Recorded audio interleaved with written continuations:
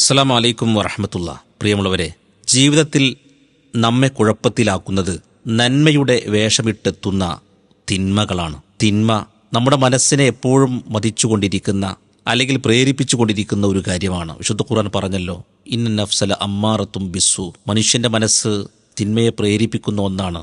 തിന്മയുടെ കുത്തൊഴുക്കിൽ അതിൽ വീണുപോവാതെ നന്മയുടെ മാർഗത്തിൽ സഞ്ചരിക്കാനുള്ള പ്രാപ്തി നേടുക എന്നതാണ് വിശ്വാസിയുടെ ജീവിതം വ്യതിരിക്തമാകുന്നത്. പ്രിയമുള്ളവരെ, നമ്മൾ ആലോചിക്കുക, നമ്മുടെ നാടും നഗരവുമൊക്കെ തിന്മകളുടെ നടുവിലാണ്. അവിടെ കഴിയുമ്പോൾ ജാഗ്രതയോടെ സൂക്ഷ്മതയോടെ നമ്മൾ മുന്നോട്ട് പോകേണ്ടതുണ്ട്. ഒരിക്കലും തിന്മയുടെ വലയിൽ നമ്മൾ ആരും പെട്ടുപോകരുത്.